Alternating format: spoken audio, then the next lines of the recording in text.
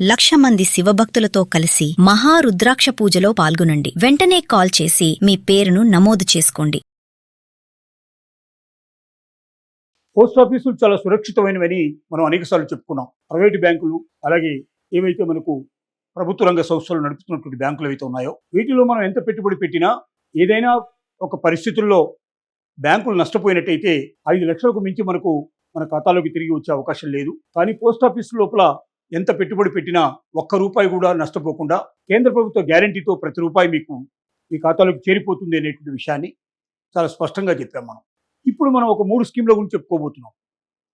ఈ 3 స్కీమ్ల ద్వారా పోస్ట్ ఆఫీసులో అత్యధికమైనటువంటి లాభాలను మనం గడించే అవకాశం ఎట్లా ఉంది, మనం ఒకసారి పెట్టుబడి పెట్టి వదిలేసినట్టయితే మనకు ఎంత లాభం వచ్చే అవకాశం ఉంటుందనే విషయాన్ని దీని ద్వారా మనం ధృవీకరించుకునే ప్రయత్నం మనం చేద్దాం. 3 ఖాతాల వ్యూహం అనేది బహుళ ఖాతాలను తెరవడానికి మరి ₹9 లక్షల ఒకే పరిమితి, ఒక వ్యక్తి ఒక్కసారికి ₹9 లక్షల మాత్రమే డిపాజిట్ చేయడానికి వీలుగా ఉండేటువంటి పథకం మొట్టమొదటి పథకం. 15 లక్షల వరకు ఇద్దరు కలిసి జీవిత భాగస్వామితో కలిసి ఓపెన్ చేసే పద్ధతి రెండో పద్ధతి. మూడవ పద్ధతి ఇలా కాకుండా సీనియర్ సిటిజన్స్ కానీ, మ్యూచువల్ ఫండింగ్ కానీ, లేక అనేక ఇతర మార్గాల ద్వారా ఒకేసారి ₹2,20,000 ప్రతి నెల ఆదాయం వచ్చేటట్టుగా 3 కోట్లకు మించి పెట్టుబడి పెట్టేటువంటి పద్ధతి మూడో పద్ధతి. ఈ 3 పద్ధతుల లోపల మనం వివరంగా చెప్పుకోవాలంటే, ఈ పోస్ట్ ఆఫీస్ నెలసరి పథకంలో నెలవారీ ఆదాయం ప్రస్తుతం 7.4% వడ్డీ రేటు, దాంతో పాటుగా చక్రవడ్డీ కలిపి ఇచ్చేట్టు ఏర్పాటు చేశారు.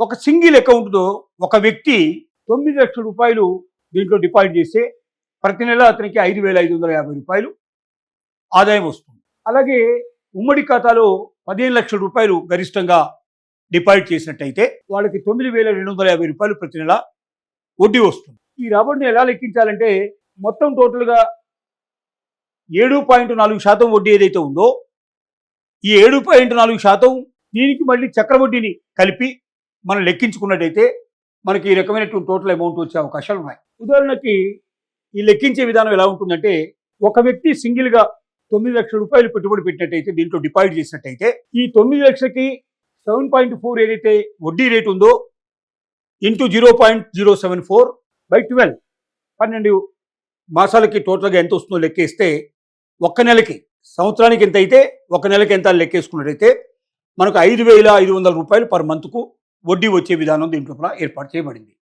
అలాగే ₹15 లక్షల పెట్టి ఉమ్మడిగా జీవిత భాగస్వామితో కలిసి అకౌంట్ ఓపెన్ చేసినట్టయితే 15 లక్షలు ఇంటూ ఇది మొత్తం టోటల్గా సంవత్సరానికి వచ్చేటువంటి వడ్డీ కాబట్టి ఒక నెలకి దీన్ని తీసినట్టయితే 0.074/12 తోటి మనం చేసినట్టయితే ₹9,1250 మనకు పర్ మంత్ దీంట్లో వస్తుంది. ₹9,250 నెలకు సంపాదించే అవకాశం దీంట్లో ఉంది. ప్రతి నెల ఇంట్లో కూర్చుంటే మనకి డబ్బు వస్తుంది. ఇది కాకుండా 2.2 లక్షల ఆదాయాన్ని ప్రతి నెల పొందాలి అంటే ఏం చేయాలి?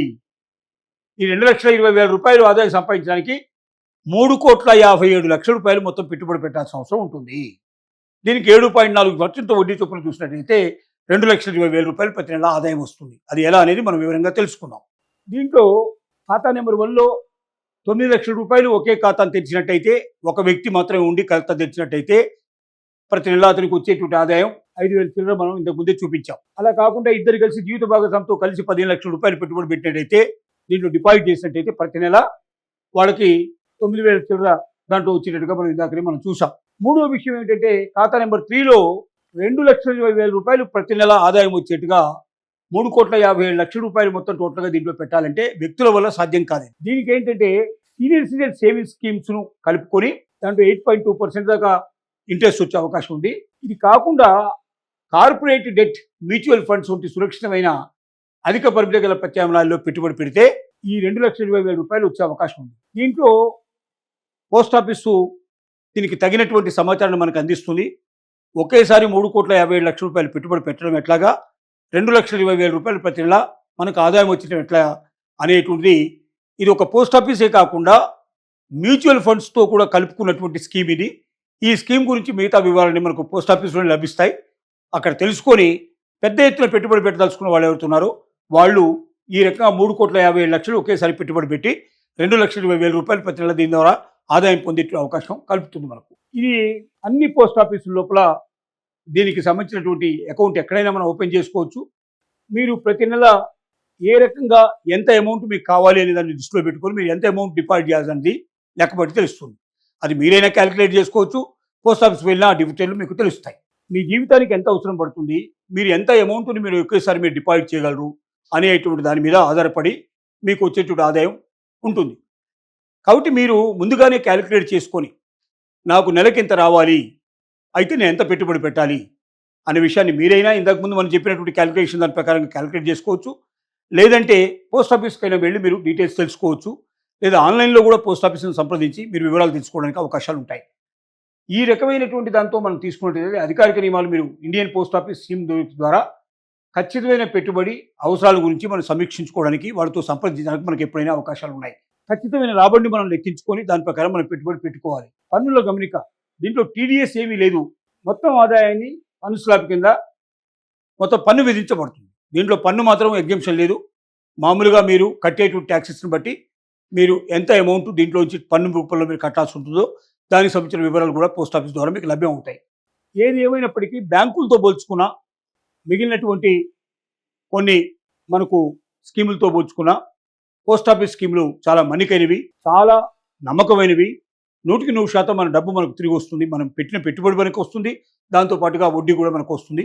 ఇంత వడ్డీ ప్రస్తుతానికి ఏ బ్యాంకు ఇవ్వలేదు అనే విషయాన్ని మాత్రం మనం చెప్పగలం. కాబట్టి మీరు 1-10 సార్లు ఆలోచించుకొని మీ పెట్టుబడి సురక్షితంగా ఉండాలన్నా, నెలవారీగా మీకు కావాల్సినటువంటి డబ్బు మీకు అందాలన్నా మీరు ఖచ్చితంగా పోస్ట్ ఆఫీసులోనే డిపాజిట్ చేసుకోవడం మంచిదని మాత్రం సలహా ఇవ్వగలుగుతాం.